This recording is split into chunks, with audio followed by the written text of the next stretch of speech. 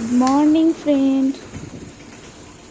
সকালবেলা উঠে পড়লাম, কুকুকে স্কুল গাড়িতে তুলে দিয়ে এই সবে ফ্রেশ হয়ে রান্না টান্না বসাই।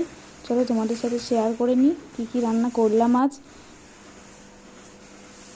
ভাতটা বসিয়ে দিয়েছি, তো আজকে আমাদের পুকুরে জাল দিয়ে মাছ ধরবে, সেই জন্য যাচ্ছি আমি এখন বাপের বাড়িতে আমার পাশেই। তো বাড়িতে গিয়ে মাছটা নিয়ে আসছি। মা বলেছে কেটে বেছেই পরিষ্কার করে রাখবে। সেই 6টার সময়, 5:30 6টায় জাল দিতে এসছে। তো চলো দেখি। এই দেখো মাছ, পুকুরের মাছ। আমাদের যেদিন পুকুরে মাছ ধরে সেদিন আমাদের মজাই মজা। তো শুধুমাত্র কুকুর বাবার জন্যই রান্না করব, তাই আমি এইটুকু মাছই নিয়ে নিয়েছি। শুধুমাত্র এখন ওর জন্যই আমি রান্নাটা করে দেবো সকাল সকাল তাড়াতাড়ি করে। তারপর আমি আজকে কুকুর স্কুলে যাব। কুকুর স্কুলে টাই ফেলে এসছে, মাইনে কার্ড ফেলে এসছে, তো সেগুলো নিয়ে আসতে হবে। আজকে লাস্ট স্কুল হবে, গরমের ছুটি পড়ে যাচ্ছে, সেই জন্য স্কুলে যাব। তাড়াতাড়ি রান্নাটা করে নিই। আজকে আমি বেগুন দিয়ে আলু দিয়ে মাছের ঝোল করব। চলো মাছটা পরিষ্কার করে ধুয়ে নুন হলুদ মাখিয়ে রাখলাম। কড়াতে তেল গরম হতে দিয়েছি।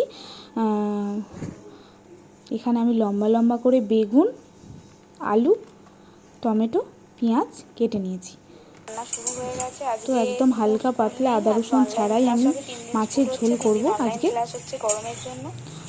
চলো মাছটা ভাজতে দিয়েছি। মাছটা মোটামুটি ভাজা হয়ে এসছে।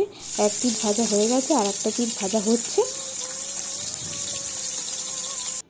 মাছটা তুলে নিয়ে আমি এবার ওই তেলেই, মাছের তেলেই বেগুনটা দিয়ে দিলাম। বেগুনটা একটু একটু লাল লাল ভাজা হলেই আমি বেগুনটাকে তুলে নেব।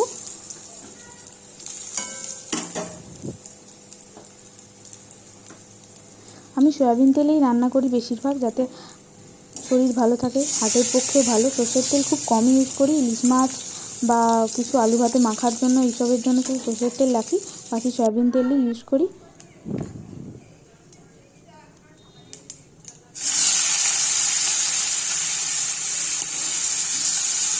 চলো বেগুনটা তুলে নিয়ে আবার পেঁয়াজ দিয়ে দিলাম। পেঁয়াজটা যতক্ষণ না লাল লাল ভাজা হবে ততক্ষণ আমি নাড়ব। লাল হয়ে গেলে তার উপরে আমি আলুটা দেবো। আজকে খুব তাড়াতাড়ি করেই সকাল সকাল রান্না করে নিচ্ছি। অন্য দিনে রোজেরই আমার সকালেই রান্না হয়, তাও আজকে একটু বেশি সকাল সকাল রান্না করছি, কারণ কুকুর স্কুলে যাব। এখন তো 10টায় ছুটি হয়, তাই তাড়াতাড়ি যাব। ছুটির আগে যেতে হবে। যে ওগুলো নিয়ে, কুকুরকে নিয়ে একবারে চলে আসবো। আজকে গাড়িতে বলা আছে যে আজকে গাড়িতে আসবে না, আমি নিয়ে চলে আসবো। চলো এবার পেঁয়াজটা ভাজা হয়ে গেছে, এবার আমি এটা আলু আর টমেটোটাও দিয়ে দিয়েছি। এগুলোকে একটু লাল লাল করে ভাজবো, অল্প নুন ছড়িয়ে।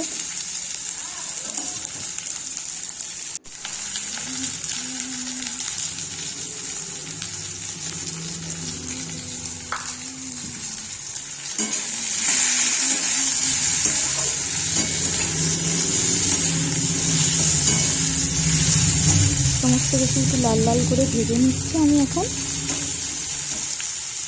ভেজে এতে মশলা দিয়ে দেবো। আমি আজকের ঝোলে শুধুমাত্র দিয়েছি ধনে গুঁড়ো, সানরাইসের ধনে গুঁড়ো, আর সানরাইসের জিরে গুঁড়ো, ধনে গুঁড়ো, জিরে গুঁড়ো আর লঙ্কা হলুদ দিয়েই ঝোলটা করেছি। আর পেঁয়াজ দিলাম দেখতেই পেলে। আর অন্য কোনো আমি কিছু দিইনি, কারণ এই প্রচণ্ড গরম। বৃষ্টি হয়ে কদিন বেশ ঠান্ডাই ছিল, আবার গরম পড়ে গেছে, সেই জন্য হালকা করেই করছি ঝোলটা। ঝোল দেবো, মাছ ভাজা দেবো, আর একটু ভেন্ডি ভেজে দেবো অল্প করে। চলো আগে ঝোলটা করে নিই, যেটা করতে বেশি সময় লাগবে। আলুগুলো আমি একটু বড় বড় করেই কেটেছি।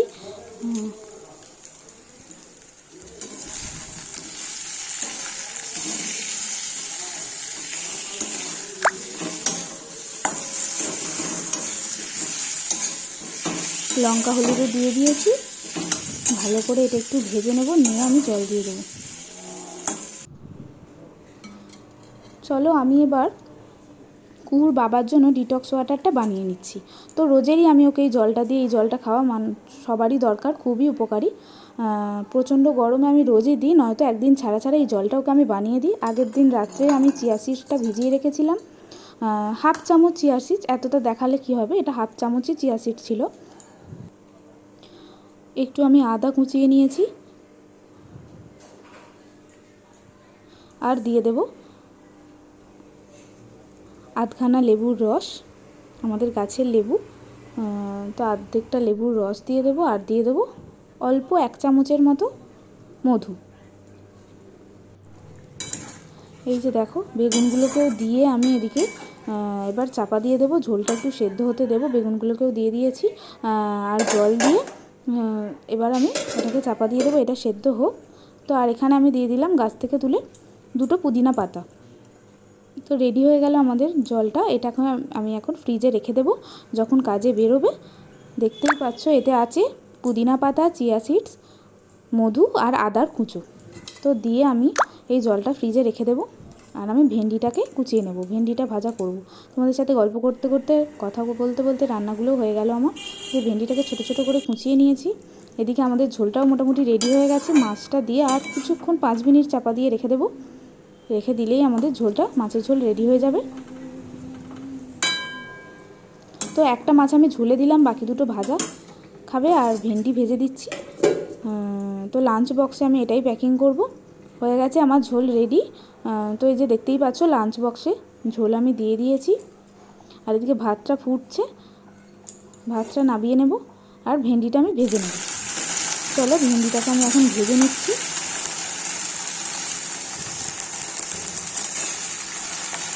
একটু চাপা দিয়ে রেখে দেবো।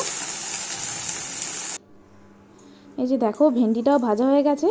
সবটা অত ভিডিও দেখা যায় না, দেখানো গেলে অনেকটা ভিডিওটা বড় হয়ে যায়। তো সেই জন্য এই যে ঝোল, ভেন্ডি ভাজা আর ভাত প্যাকিং করে দিয়েছি আজকে লাঞ্চে। চলো বেরিয়ে পড়েছি, এবার মাছ তুলে যাচ্ছি। হলো খুব দেরি হয়ে গেছে তাই তাড়াতাড়ি করছি। টাটা, বাকি কথা পরে। তো আমার লাঞ্চ রেডি।